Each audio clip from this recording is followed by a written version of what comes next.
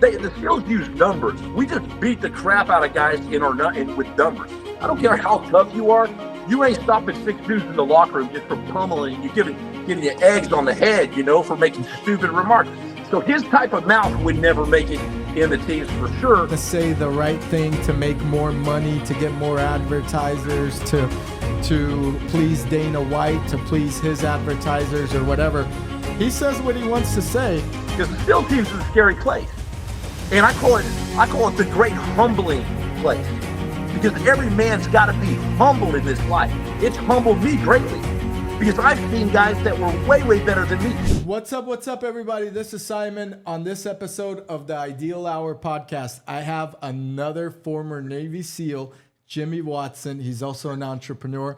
Recently, he's gotten into a little bit of a Instagram discussion with Sean Strickland involved, who's an MMA fighter. We're going to talk about that. We're going to talk about being a SEAL and social media. Jimmy, thanks for coming on the Ideal Hour, man. I truly appreciate it. It's great to be here, brother. Very, very welcome, man. I got to tell you, you still look very fit. As a former Navy SEAL, was that always part of your upbringing where you had to look strong, look good, or? Well, when I was growing up, I had that childhood boy dream to become a SEAL, but I didn't have the aptitude or the physicality or the athleticism or the intellectual ability at the time, and I was always kind of mad at God and mad at the world because I didn't feel like I had what it took. But, that disability was my ability to make it in life. And I later learned to harness that energy and harness that anger into good most of the time. And but I had a lion's heart, maybe a honey badger's heart. I don't know, but I had that lion's heart. And I wanted to reach that goal no matter what it took in my life. And it took me a while to mature in the physicality part and the athleticism, but I was eventually able to achieve that dream. Dude, that is awesome. And we're going to go into a big part of that, where what it takes to be a SEAL, what kind of brotherhood you guys have. You're not the first SEAL or Special Forces member on the podcast. I do have others that have come on, and it's a good brotherhood you guys have. But let's talk about something that also has happened. The way I found you randomly was I saw a video or a post on Instagram where you were commenting on Sean Strickland, who's a UFC MMA fighter, a former UFC champion. He was talking about something along the lines of how U.S. Navy SEAL can't stand, with him or compete in a UFC ring. Is that kind of what he said, or what was his tonality towards, someone of your caliber of warfare fighting? And then you made a response, I believe, saying, "Hey, we're a different breed. It's a different dynamic." Can you go into that a little bit? So, I've obviously have heard about Sean Strickland. He's all over the internet. I don't watch a lot of UFC, but I obviously know of him, and he seems like a great guy, right? But I had a couple of my SEAL buddies. They kept on kind of telling me, "Hey, man, you hear about Sean Strickland calling out David Goggins?" And I was like, well, "That's kind of stupid because they're just so different, And I have all the respect in the world for MMA fighters, real warriors. I mean, there's nothing better than going toe-to-toe with your opponent, right? And we're all Americans here, most of us, and we're all on the same team, right? And then my buddy sent me another SEAL buddy sent me a message with Sean Strickland, this video. And, brother, it comes down to this. I had way too many of my twin buddies and really, really good friends die. I mean, flat out die in training, drowning, getting lost out at sea, in Iraq, in Afghanistan, jumping accidents, diving accidents, getting shot in the face, literally through the eye, and still fighting.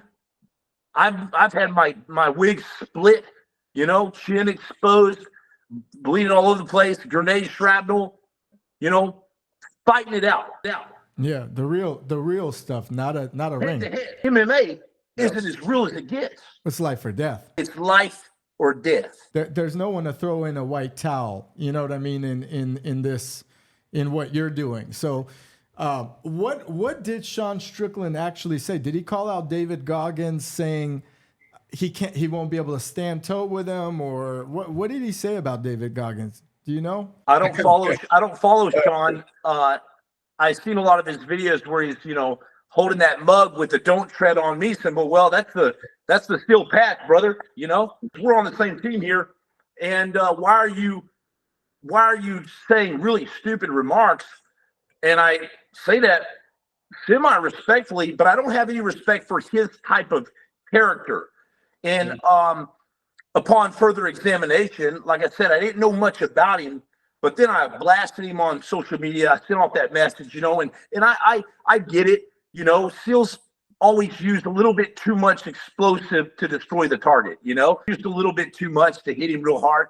But it was to send a message, you know, is to show respect where respect is due, you know. And according to him, you know, SEALs don't fight for his freedom. Well, if you don't think that, at least respect the sacrifice. Because Sean, unlike all other MMA fighters that I know that have messaged me now, great support, John Jones, all these guys, look, unlike them, like, he doesn't realize that there is a sacrifice that's so far beyond his comprehension. It's far beyond my comprehension. And I've heard from podcasts out there, everybody's been unbelievably supportive, brother. You know, military veterans have flooded me. Of course, the SEAL teams are backing me all out. You know, I've had hundreds of messages saying, bro, that was epic, dude. Shut his mouth, man. Because the SEAL team's in a scary place. And I call it the great humbling place. Because every man's got to be humbled in this life. It's humbled me greatly. Because I've seen guys that were way, way better than me, SEALs, that were way better than me, way more hardcore. I mean, there's some unbelievable guys out there, way harder than I ever was, die. Because they made a small, little bitty, tiny mistake. And when you talk about sacrifice, I mean, we briefly talked on the phone. First of all, you're sacrificing a lot being away from your family. And that type of sacrifice, I don't think any MMA fighter or anybody that doesn't understand that, including myself, can relate to. There's a thing about going to a competition or a fight and getting a paycheck of $100,000 or $200,000. Some of these, you know, MMA fights are cheaper, but on his level, I'm sure he's cashing in a pretty good amount. And coming back home and kissing your wife and your kids. And then there's this different sacrifice, which teams like you and anyone in the armed forces, they may never come back home. And, you know, that could be the last time you kiss anybody in your family. And I think that's a different level. I think we also talked about briefly, and you mentioned, you're like, you know, he beat up some Instagrammer, and I like Sean. I think Sean is like needed for America because, you know, America's gotten kind of soft, right? Sean's calling people out and this and that, and he beat up this, you know, social media influencer. I don't know who he is either, but and I think that's great because people talk a lot of shit and they don't back it up nowadays. They think, you know, keyboard warriors and all these Twitter battles.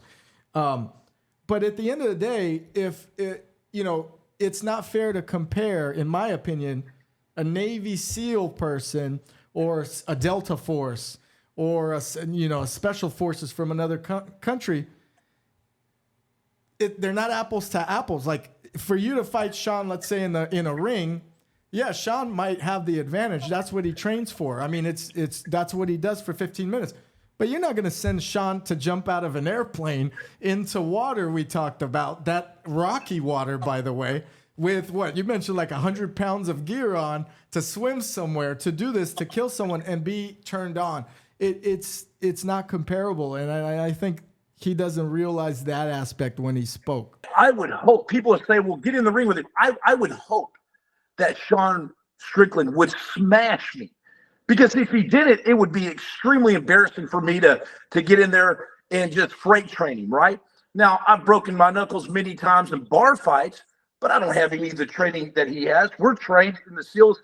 with pro MMA fighting and boxing coaches from around the world. But eventually we got to take the gloves off and then go to a place called war and sacrifice. You know what I'm saying? Sacrifice our minds, our bodies. He mentioned in his response to me, I made a SEAL upset, and he needs to Google Snowden, to figure out the government's corrupt. If anyone knows about the government's being corrupt, bro, it's the SEAL teams in the war fighter. This ain't prize fighting. Yep.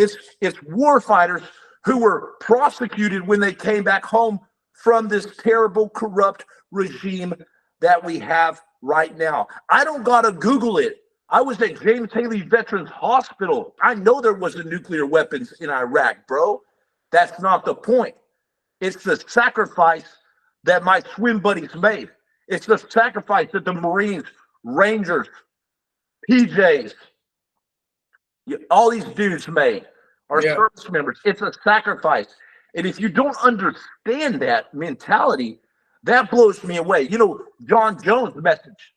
It says, I'm embarrassed to be called an MMA fighter right now. That was the dumb thing to say. Michael Bisping said, yo, man, what's up, dude? I mean, he's as humble as a kid. He lost an eye in the octagon. They realized the difference. And John Jones, especially, who I think is one of the GOATs out there, maybe him, George St. Pierre, Khabib, in my book of watching UFC, and I'm not, again, I'd probably get killed in the ring, but John Jones has done SEAL or SWAT type training. I would say SWAT, where I've seen him, vested up and shooting and so forth. I think he respects law enforcement in that regard a lot. That's crazy that he messaged you because he realizes that I think Strickland either misspoke or underestimated what you guys really do. And what you guys really do is it's on a different level of sacrifice. I think that's the big word to use because, again, to just leave your family to go to an extremely, extremely hostile and dangerous situation, and not know what's going to happen, that's a different dynamic than to fight someone for 15 to 25 minutes. Yeah, and here's the deal. Everybody out there is comparing 1 week of his training to Hell Week. I don't even want to talk about Hell Week. There's plenty of books out there about Hell Week. Everybody freaking knows already. It's hell. It's terrible. There's no sleep. You run with a 250-pound boat on your head. You get scalped like Bozo the Clown, skin grass on your thighs. You're swollen up. You can't even speak. There's no sleep whatsoever. The 45 minutes that you're talking to your freaking shoes because you're delusional, all right? And Sean's delusional for making comments like this because it's not about Hell Week, bro. It gets way worse. Training just gets worse and worse and worse. Now you're running on a fractured, almost broken, if not broken leg, but they don't pull you out. There ain't no ref to stop you. You get a cut on your face, ain't nobody gonna stop you. I've been split across my entire chin, bone hanging out, fighting, shooting back, and then thorns going through your hand from a big old cactus, just crazy stuff. There ain't nobody to stop you. Grenade, shrapnel, and you gotta bang out or you die. And you keep going. Oh, you haven't had a drink in 2 days? Almost 3 days in the desert? Sorry, bro. I'm not taking your water because I'm not a punk, bro. So you can see where this is going, man. It doesn't stop. SEAL, like buds is nothing. Then you walk across the street and you realize you're not a SEAL, okay? You come over to SUT. Now you got to do crazy, dangerous stuff all the time. Okay, and it's not about surviving. Sean talks about surviving 1 week. 1 week in a controlled environment, bro. Come on, man. I think it's ridiculous, man. There's no hospital nearby. There's no. You can't compare it, dude. It's insane. And you know what? On top of that, you got to talk about the mental aspect of it, right? When you go through a mission and you lose a brother or you lose someone that you dearly valued. And then now you're mentally, maybe you blame yourself. Maybe something happened that it was near you. Maybe there's scenarios where you got to go past that. And then, unfortunately, you come back to, veterans out here used to, I don't know if they've always been fairly treated, to be honest with you, based on things that I've read. But, you guys don't get the respect and the help and the love that you guys should be getting in America. UFC fighters, and the reason probably Sean or someone like him can say stuff like that is they're becoming almost celebrity-like, right? Where they're getting unchecked with what they say. So it starts getting crazier and crazier. With individuals like you guys, there's no welcome party or parade. I mean, you're lucky if you come home, and you'd be even luckier if your wife waited for you nowadays in the way things are going and so forth. And it's a tough world, man. And when I saw that, I was like, dude, how does this guy compare it? And I'm glad John Jones, who has a lot of clout in that sport, pointed it out. And Bisbane, of course. Dude, check it out. You brought up a good point, Simon. Check it out. So massive MMA support flooded with DMs here from MMA stars, right? And you can see it on the internet. They're like, dude, what the heck is Sean thinking, right? And then you got the military veterans that have flooded over, right? Well, check it out. Then the only hate that I've really received, okay, in messages and stuff, hate, right? I started to notice, and this really shocked me. But the reason why this issue is so important, brother, here's the real issue. Sean's fan base is primarily a very, very, very young group of men. Okay, he's got a massive fan base.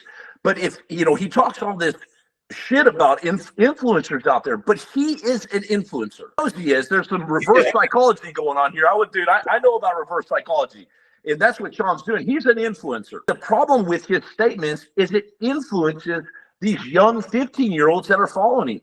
His base, man, is primarily made up of 15-year-olds. That's my knowledge of it, because that's the hate mail that I've got. Like, these guys talking big game, but they're like 15 years old. So I'm like, okay. And the sad thing is, I'm not trying to take anyone's hero from them. I don't want to take Sean from them. I don't want to bash Sean, but he needs to check himself, because he's highly influential, and it's sending the absolute 100% wrong message to the youth. And let's talk about war, by the way. SEAL training is it's as hard as it gets. It's not arguably the hardest. It's the hardest in the world, because the water element, it's brutal. 10 guys in training fail statistically. And I've heard some podcasts say, well, Sean Strickland could absolutely make it through the training. It's not about surviving, bro. In fact, we have a rule of thumb in the SEAL teams. The guy that you say will make it 100%. Like that guy, he never, ever, ever makes it. It's the brutality, and that is only to get you to a team where the SEAL team tells you, you ain't no SEAL. You got to be in the SEAL team 6 freaking years, or you better not be wearing that trident. You better damn sure not get a dang tattoo, or they'll burn that thing off you. They'll be, and that's another thing. The SEALs use numbers. We just beat the crap out of guys with numbers. I don't care how tough you are. You ain't stopping 6 dudes in the locker room just for pummeling you, giving you eggs on the head, for making stupid remarks. So his type of mouth would never make it in the teams for sure. And then, brother, that's just to get you to a point where you got to go to war now. Well, how do you get to war? I went to SDV, bro, SEAL Delivery Vehicle Team 1. It's the little bitty black subs. They call it the freaking Widowmaker. You talk about the mentality, the mental fortitude that it takes. It's a very, very compressed, tight, the most claustrophobic environment you've ever been in. It fills with water, the little sub, with ice cold water. You're in the wrong job. I'm not saying that SEALs I'm saying, hey, be careful what you wish for, dude. Stay in school, because these guys are putting on, we're put on diapers with beards and tattoos. Something's wrong with that. Then you got to get in this ice bath. That's why SEALs don't do this ice bath shit out there, bro. Like, are you kidding me? Dude, the conditions are terrible. The SDV fills up with ice cold water. You got to get in this thing. They close the hatch over your body. You're so cramped you can't feel your arms. You got to travel in this thing for extended periods of time. I can't say the amount of time, but to your absolute limit. In the most claustrophobic, dark environments you've ever seen. And that, Brother Simon, is only to get you to the beach. And now you have to fight. And then you have to come back home. And a lot of guys don't come home. And that is why I have been so damn vocal about this, because enough is enough. And Sean Strickland should have shut his mouth. I agree.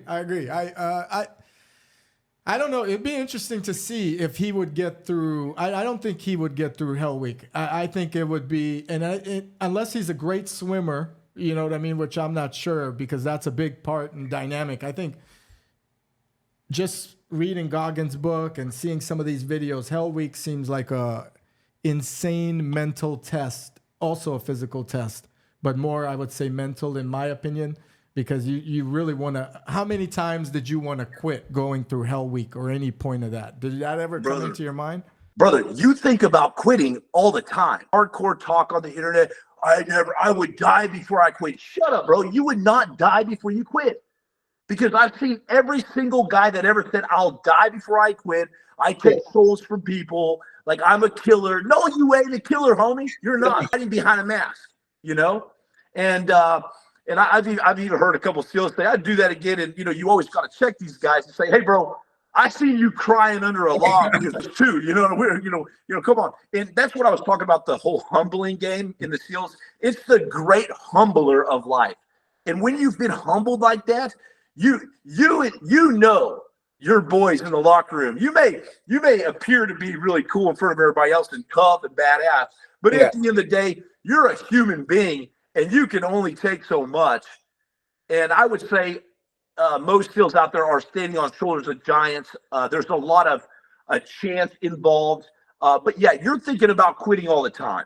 You know, there's a point where you don't think about that anymore. But in the initial phases, and that's another reason, Simon, that it's so hard is anyone can take a beating for a couple days. That's not a problem, right? Anyone can take especially the specimens that are going in buds now. Top quality candidates are going to SEAL training. Okay, they class up with 250 out of 500. Okay, out of that 500, basically only seven guys. It's not a week long in Hell Week, and then you're okay. It's absolutely brutal. And about 7 guys, about 25 guys graduate on their, being rolled in the second class. Let me ask you. You know, I've trained in Krav Maga, which is kind of military training, for 5 years or so. And then I did jujitsu in the last 3 years. I'm older now, so it's a little safer for me. And it's like a brotherhood as well, I would say, jujitsu. Do you hang out with your SEAL buddies? Are you guys tight where you message each other? Do you have friends outside of the SEAL teams? Or how is that lifestyle, in your world? A lot of SEALs are kind of lone wolves when we go out into the real world. The transition is extremely hard from the teams because you're part of this brotherhood, this team. And then you go off on your own little exploits and journeys. Every man's got to fight a battle, right? Every man's got to fight, and every man's got to go on an adventure. And so we go out there, but we always remain tight. Like, I've literally reconnected with more of my boys now, tons of SEALs, because of this incident, right? So sometimes it takes a little bit of fire to reignite the tribe, the warriors, And so I was happy to be the front guy on that, to say some words, and it's really connected a lot of team guys out there. I'm really happy about that and humbled about that. But yeah, I still stay in connection with a lot of guys. It's a lifestyle. It's a brotherhood lifestyle, but that's interesting that they want to they do their service and they may want to be left alone. And is there a code of ethics where you don't talk about your missions, or you don't talk about, is there like a disclosure agreements with the government where you can't talk about a certain mission that you've done, or is it you guys can share these things? No, absolutely. There's I can't even really talk about some issues around that, but the basically you can't mention specifics, at all about missions and things like that. But obviously, there's the silent professional, right? And some criticism that I've received from the 15-year-olds out there and stuff is, what about the silent professional? What about the mighty warrior standing up at such a time as this, when our country is absolutely divided by a corrupt regime? What about that? There's a time, all right? There's a time to not burn bridges, but SEALs don't use bridges anyways. We blow them up and we go around them. We're swamp dudes, we're sled dogs. And I'll go ahead and say this too. Sean Strickland is a sled dog, He's a warrior. Nobody's taking that away from him. I'm not even going to go as far to say that Sean Strickland was hit in the head. I'm not being mean, and that's why he makes these weird, what seem like insecure comments. But in the SEAL teams, you have to understand that anyone that's in the teams looking at Sean's words, okay, well, we see it more too as extreme insecurity and weakness. Better off by sending a response like, hey, that was stupid. We call it a meet with Jesus. In the SEALs, if you do stupid stuff for long enough, you're going to get freaking checked in the teams. And I'm talking check, like physically. A real check, brother. And so he just needs to humble himself. The best thing that Sean Strickland could ever do for himself now is most likely just be like, hey, guys, you guys are awesome. It's not taking anything away from him. He would look like more of a man. In my eyes, in the SEAL's eyes, he would look like a real G if he stopped right now, apologized for it, whatever. Just acknowledge that he misspoke. I think that would be good, and it showed appreciation for what you guys put your lives on the line for. I think that would be good. And listen, I also give him credit, right? Sean Strickland, although this is a completely delusional comparison in my mind, Sean Strickland, also doesn't go along with that. I'm going to say the right thing to make more money, to get more advertisers, to please Dana White, to please his advertisers or whatever. He says what he wants to say, and that goes a long way, because you see a lot of these other guys, they go with the flow of what's in to cash out, right? They're not going to offend half the country or the other half. They're going to keep politics out of it. And he's kind of clear-spoken about it, saying, hey, America's kind of dumb. But again, the humbling part is what you talked about. When that goes unchecked for such a long time, and no one says, hey, do you really mean that? Or like, are you sure you want to say something like that? Then it just gets out of control. And I think Sean got out of control saying that, man. I really do. And you know what's interesting? Dana White's a big supporter of the military. I know he's a big supporter of, America and so forth, and saying and doing the right thing. I've seen him kick off advertisers that told him, hey, don't vote for, Trump or this or that. He's like, who the fuck are you to tell me who to vote for, it's interesting enough that, this hasn't escalated to that level yet, but I love seeing the fact that other people have backed you up in the MMA circle, and I think that's great. Let's talk about a little bit more about SEALs, and then let's talk about your podcast, because you have a podcast coming out, or is it already out? About to literally launch the podcast. No, not because of Sean Strickland. This has been in the making for a long time. I actually recorded this before that stuff. But yeah, we're about to launch it. We're about to launch my first episode with French Foreign Legionnaire and best friend Taylor Cavanaugh. He's a former SEAL. Dude's a real badass dude, and just did an interview with him, and we're gonna post that on my channel. I'm excited for that. It's called Tell My Story Podcast. Is that correct? No, it's called House of Lions. House of Lions. Yeah. Oh, I love that even more. Yeah. At Mighty Warrior 2024, and I also got the Warrior Tribe, where we collected as warriors, as a tribe. There's a lot of things out there kind of like this, but they cost like $10,000 to join or go to. Come on, man, that's not real. What about for the boys? And that's what I'm doing now. So I do 3 weekly group calls, and you guys could join that. And I'm trying to be real with people, I love that. I love the name of the podcast, and I love the fact that you're getting, masculinity together and highlighting that, and getting letting people actually join like-minded people. I feel like masculinity in America, would you say, has kind of gone down? I mean, like, are we becoming a softer country where, men are just not that tough, like, person that they used to be? I mean, I've seen videos of even in high school gyms where kids would do exercises, decades ago, and now, the male is a little different than they were, like a couple decades ago. Simon, masculinity bestows masculinity and femininity. Basically, the man speaks life, motivation, encouragement, and masculinity into the boy, the other men, and the women. That's why girls have daddy issues and stuff when there's not a dad around, because they didn't have the masculine trait to bestow their traits in them, right? And so iron sharpens iron only at the right angle. So you have a lot of men out there, or warriors in the making, I like to say. They're flipping through all the wrong channels, and basically iron only sharpens iron at the right angle. So they're banging up against other metals. So they're seeing these fitness influencers out there putting out kind of wrong gouge, or look at what I did in 2 days, or whatever that is, and it's sending the wrong message. It's time. We're in a desperate need in our country, where it's divided right now in half. Okay, and we all need to be on the same team. What about our hero firefighters? Out there busting down, burning doors, or the police that are dealing with people spitting on them and craziness that we see, especially out here in the Bay Area. I know you're in Florida, completely different view on law enforcement, in my opinion. But out here in the Bay Area, defund the police. Some of the buddies we train with are sheriffs and police officers, and they get completely annihilated by these protesters or activists or whatever you call them, and it's insane. Look, I was arrested by the FBI. I've been prosecuted.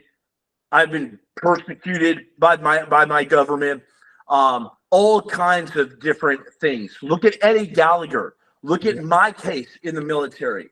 I mean, vehemently gone after, maliciously. You talk about law enforcement overreach, right? But I noticed something very interesting. It was never the individual FBI agent. It was never the individual officer. I have no problem with them whatsoever. It comes the poison of the tree, the system. It's the guys way up here making policy based off of corrupt government regimes. Okay, that it all comes down to money. Chase the money, follow the money, and you'll see the real issues here, man. When I don't know why you got arrested by the FBI, I didn't know, but if you want to share why, you can. But the better question is, how did that feel, getting arrested by the same government you were defending and carrying out missions for? It's been extremely, extremely difficult, a very, very difficult challenge. Like, for viewers out there that may be hating on military and thinking that SEALs and our service members in special operations are not fighting for your freedom, but they're making this the ultimate sacrifice.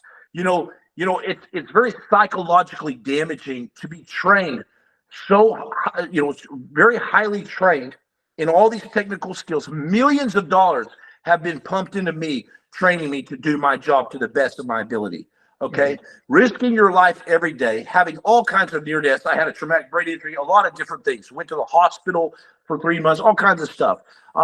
Went through some very, very hard times, and then to be investigated, okay, and attempted prosecutions and all kinds of different weird stuff for doing your job that the government told you to do.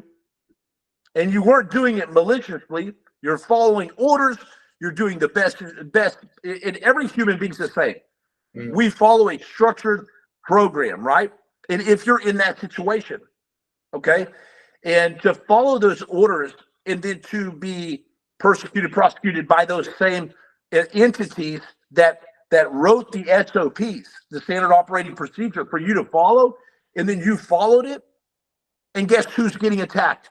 Guess who's getting prosecuted? It's the door kicker. Guys going in the doors all the time, the proverbial door kicker. Okay, we're all door kickers in the team's operators, but it's the guys that are always hard charging and want to do the job to the best of their ability. And guess what? Those guys are the ones who have incidences, and then those are the guys that get hammered. Now my cases were thrown out. My case was dismissed, and my life was resurrected from the grave. How long did that take? I mean, that's not like a 1 month process. That's a process. Man, I've been going through this since Blackwater. Okay, it was a long process. It followed me into the SEALs, from a Marine to Blackwater operator to the SEALs, and a lot of places between that, brother. A lot of places between that. And I made a lot of mistakes along the way. I'm human. It's been an extreme humbling process. So when I see guys like Sean Strickland, going back to that, or other people out there, talking a big game, they're wearing a mask. It's time for the gladiator to take his mask off and reveal himself to the evil emperor, so to speak, in the movie, right? He finally reveals himself, who he really is. And the true man has to come out, because we are at a desperate time in America right now. I agree. I think, and and the second part of that question, did you ever feel like, obviously you probably felt let down that the government came after you in whatever way that they did, even though you represented the government in these missions, you were on the ground versus somebody calling a shot above. That probably mentally had to hurt. And I would imagine something you had to get over, man. I mean, it's crazy, right? Bro, can you imagine? I hung myself in a mental hospital, a veteran's mental hospital. Hung myself. Fractured my neck. We're in there with me, brother. Got out, man. You want real talk? This is real talk. This isn't like flipping the channel, TikTok, YouTube, all this stuff. This is real talk. I hung myself in a mental hospital. And that's very difficult to do, by the way. And I did that as a proclamation, because that's where your mind is. You're so messed up from the war. Okay, 14 combat deployments, depending on how you count them, and all these issues, and then being hammered by your government. A man can only take so much. They're very, very dangerous. All out of a living freaking nightmare in hell. And I was eventually, like I said, saved by God himself. Thanks for sharing that. It doesn't take, it takes a lot to admit that type of deep down pit that you were in. And it doesn't help when, I would say, someone you trust or you acclaim yourself, whether you're highly proud to become a SEAL or a member of this division or group, and then all of a sudden they flip the switch on you and treat you like shit, really is what it is. And they take everything. I know the government. I do know them. They could take it all, and and they can. Let me ask you, what are some of like the most memorable SEAL experiences, and what were some of the most challenging, like things where you had some great laughs with your teams out there? Maybe one that comes to mind, and then some of the more challenging where you're like, holy shit, I don't know if we're going to get through this. I would say the most challenging thing that was very difficult to get through is when you show up to your SEAL command as a new guy, you automatically realize that you're not a SEAL. You've only gone through 2 years of absolute hell on earth just to go to a command, and they tell you, hey, man, just remember, your significant others, your loved ones, your little partners, they know that you're not a SEAL. We know that you're not a SEAL. And so it's a very humbling process. Well, I got to the SDV command my first day there, and a guy by the name of Matt Leathers, one of the hardest dudes I ever knew, he drank a bottle of vodka at night and ran a marathon, bro. He wasn't running for show. It was that night in the freaking jungles in Hawaii. Now he later died. Another reason for my message to Sean Strickland. He was hard as nails, ran ultra marathons, right up there with Goggins, right under Goggins. He walked by. He looked like a homeless man at the SCD command. He had a big beard and a huge dip all the time, hard as nails. All he ever did was dip, and he had been there for 6 years, which is a long time at SDV. I'll never forget. He walked up to us, and we're all scared because unit to go to SDV, the SEAL delivery vehicle. And all you care about is, Simon, is what's it like in the SDV? Like, what is it like? You hear all these horror stories, bro. And I had already done the land side with the Marines and Blackwater, and so I wanted to try out the water side. Big mistake, bro. Freaking mistake. And so I'm sitting there, and Matt Leathers walks by, and he's like, hey, you guys want to know what it's like to be in the back of an SDV, don't you? And I was like, and we're all like, shake our heads and simultaneously like, like kids, and he's like, okay. He goes, well, the most important thing about being in the back of an SDV is what time it is. You care about is what time it is. And we're going, yeah, okay, that makes sense. Yeah, you're right. All that matters is time, and that's all you care about is how freaking long do I have in the back of this thing before I get out? He says, that's all you care. He goes, but the problem is, guys, he says, is you can't tell the time. He goes, you know why? And we're like, no, we don't know why. Do you know what? No, we don't know it. He says, because your hand, you can't feel it. And it's stuffed in your buddy's butt over here. He says, and you're cramped in, you feel like you're going to die. So you can't feel the time. You can't see the time. He goes, so do you want to know how you tell time? And we were like, and he was dead serious. I know how to tell time. He says, okay, I'm glad you want to know. He goes, I'll tell you. He says, right when you think that you are about to die on the dive, right when you think you are about to freak out, panic, kill your buddies trying to get out of that thing because you'll die if you bolt. You can't just bolt out of it. He goes, right at the time where you have the most anxiety of your life and you have a full-blown panic attack, he goes, at that very moment, he said, you're halfway done. Get me the hell out of here, man.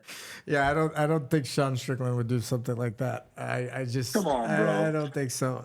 And not many people would. I couldn't do it. A lot of people. You guys are a different breed, and it's a different mental aspect. And I've always, I think every man battles something mentally, and to battle this capacity of stress is really what it is, and it's incredible. So you're saying nowadays, are the Navy SEALs getting even more advanced and more professional, or are they becoming, you mentioned the guy before that's tough as nails.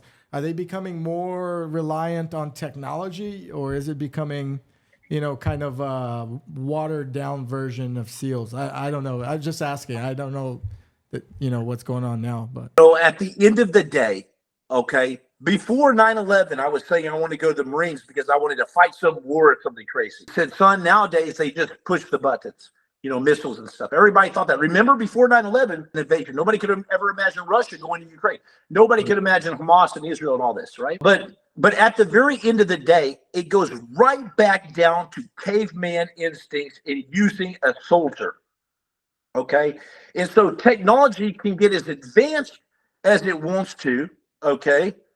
But at the end of the day, it requires a body with a heart like a freaking lion or honey badger and in the spirit of a warrior to carry out that action. Technology is extremely advanced now, okay? Extremely advanced.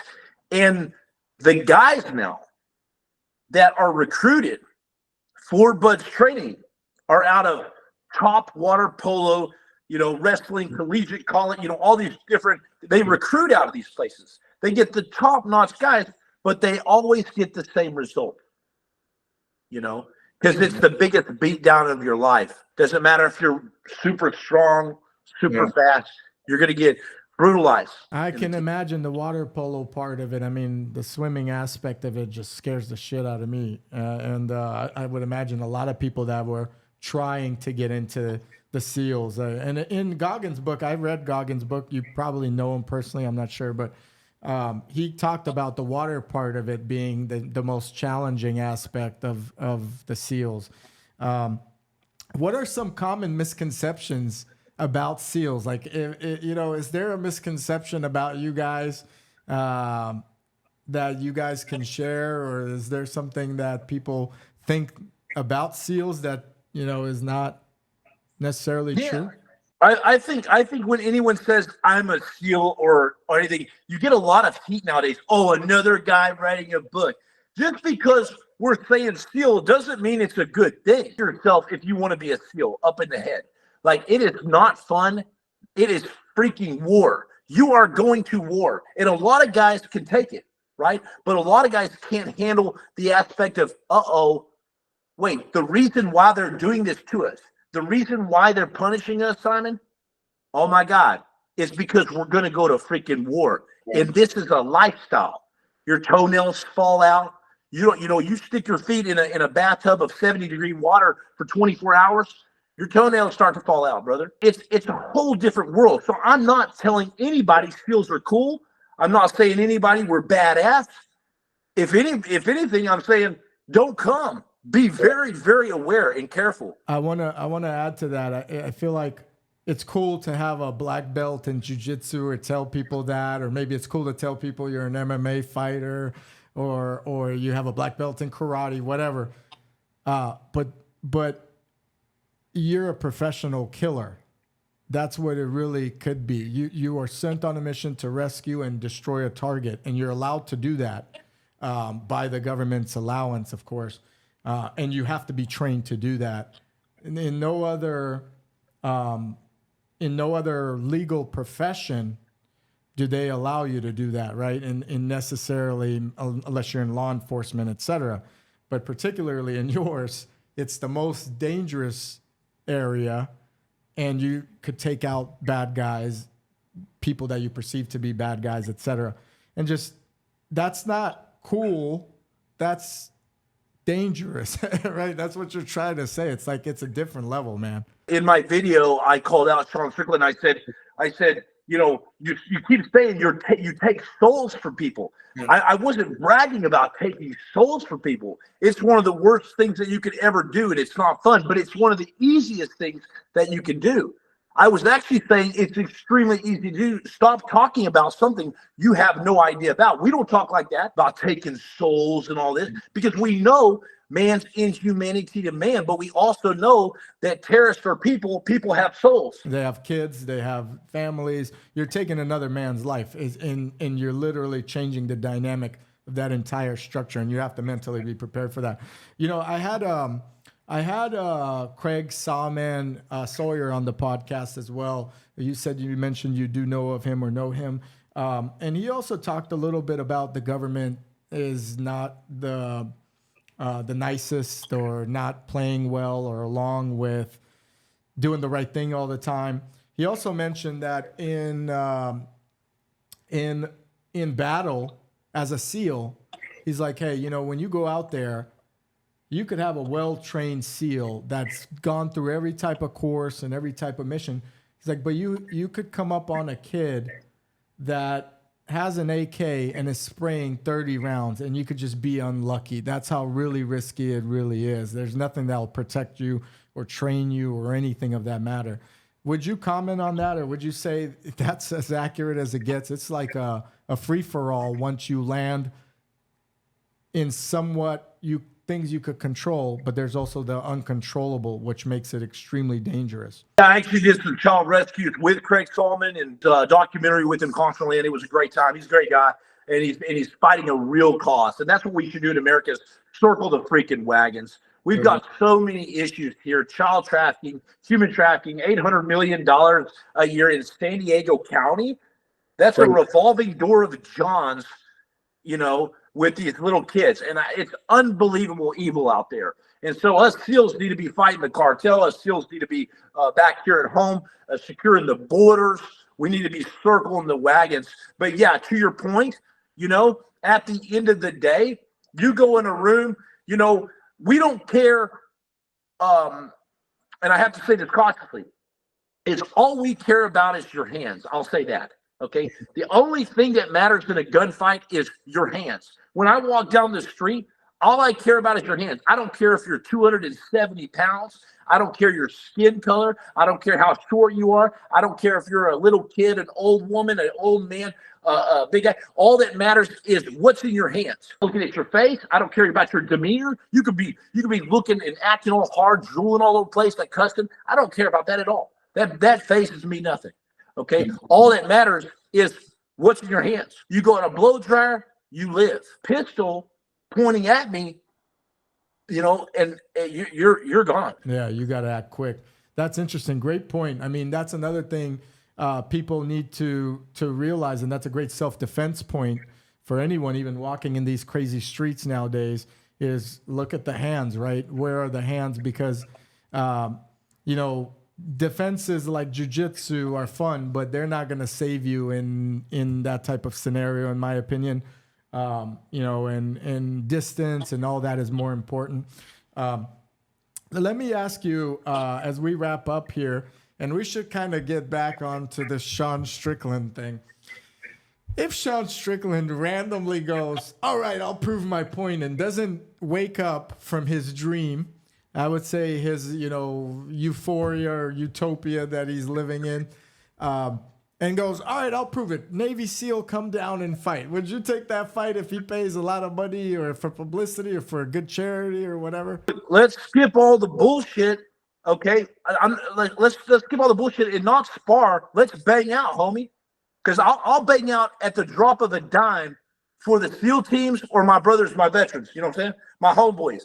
At a drop of a dime. I've proven that. I've had my hands broke for about 2 years straight. That doesn't mean that Sean Strickland won't bring the freaking heat. But isn't that what we all want? So my suggestion, if he wants to keep running his mouth, is that we set up stop all the BS, set up a charity exhibition fight. I don't know how all this goes. Okay, this ain't my world, but let's set it up and then we'll bang out, bro, and raise a bunch of money, and then it goes to our veterans or the Navy SEAL Foundation, something like that, right? The SEAL Future Fund. I love that, and I don't think you're scared at all. And Come on, man. And then afterwards, for all fairness, then you'll take him to Hell Week and see if he'll pass Hell Week. I think that would be a good. Good double up. Well, and afterwards, Simon, I want to add to that, okay? Because, the honey badger may get mauled. He goes to the hospital. You've seen the documentary. They stitch him up. He wakes up, and he's okay. Okay, that might be me. But here's the deal. After the exhibition fight, okay, I'll give him a pair of gladiator plates, some of the best armor in the world, and I got a nice pair for him. He'll put that on. I'll give that to you, Sean, if you want those plates. And then we send you to Ukraine or something crazy, right? And then go bang it out for a week out there, then come home, and then we can have a drink together and we squash this. You know what I'm saying? Talk it through, which is the way Ben normally or used to do things. We're on the same team, it's all fun. I listen. I love the UFC. I love Dana White. I think he's a great CEO. I think people like Sean Strickland are needed again for this country, and Dana White's done a great job not being peer pressured.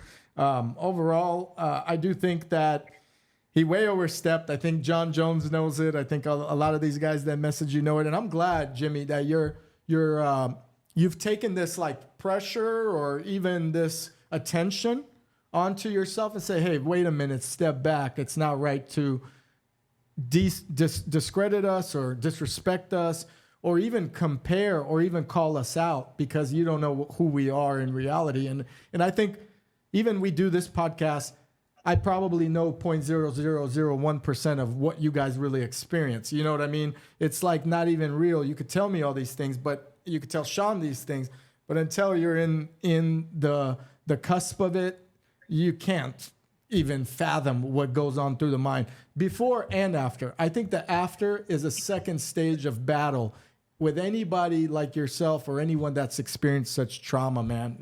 It's just, you don't, it's not fair to attack that. Let's talk about you a little bit personally, on a personal level. I know you live in Florida. Do you love it? Florida's great. Got some great friends down here. Real brotherhood. Got my warrior tribe. We're super strong. We got a lot of dudes on my warrior tribe right now. It's great, man. You got to love sunny Florida. I've lived all around the world, man. Traveled all around. I miss traveling, I was doing some Muay Thai in Thailand and stuff. Nothing like a UFC fighter.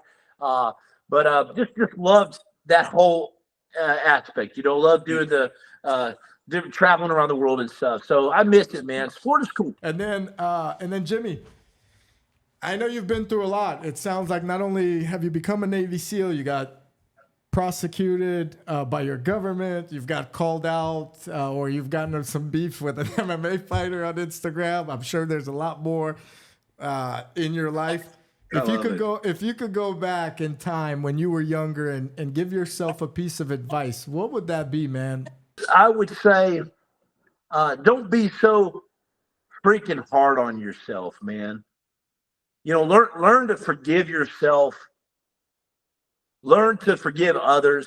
I love to joke around, I have no animosity for anyone, learn to love more and not hate, because I carried around so much anger and hate in my life, in my past life. And it just about killed me. Nietzsche said, be careful when chasing monsters, for you may become one. For you might become a monster in your process. And I became a freaking monster in chasing my monsters. And I would suggest anyone out there to look at your friends, look who you hang out with, and see if you're doing the right things to progress in your life towards your dream. I was able to accomplish my dream at around 30 years old, but it never ends, and I have a lot of regrets in life. That's another insane thing to say if you don't have regrets. That's insane. That's an insecurity speaking out if you don't have regrets. I have a lot of regrets in life, but I will never have a regret for standing up for what's right, the truth, and my boys. I love that. I love that. Thank you for sharing that, Jimmy. And before we conclude, do you want to add anything else that the audience would enjoy? Let us know, man. I mean, I truly appreciate your time. I know you're busy, and you mentioned you're having a baby tomorrow, right? Bro, I'm going to the hospital right now. And how hard the seals are. Sean Strickland is. Forget all that machismo rooster talk for a second, all that measuring contest. Let's talk about these women out there that are giving freaking birth. I'm like blown away by this. We're about to go to the hospital. They're going to induce labor here. I'm more nervous now than I've been on in going into straight Mujahideen mountain tiger land to fight hand to hand. You know what I'm saying? Congratulations, my brother. Do you know you're having a boy or girl? Boy, he's going to be another wild man. Oh, good for you, man. Good for you. Congrats. That's an exciting. Is this your first child? It's going to be my first. I love it, man. I love it. Big congrats. I hope the delivery goes all well, and look forward to some baby photos. And I appreciate your time, Jimmy. You great podcast, great energy. I know you're going to kill it on your podcast. So many people are always interested about the SEALs that I think if you guys do launch something, it's going to take off. And anything you ever need from our side, you let us know. Just thank you for your time. I'm truly appreciate it. And Sean, if you're watching this, it's never too late to say you made a mistake or go try a Hell Week and see if you could do it. So you better watch that Honey Badger documentary. You know what I'm saying, bro? What's up? All right, Jimmy. I appreciate you, man.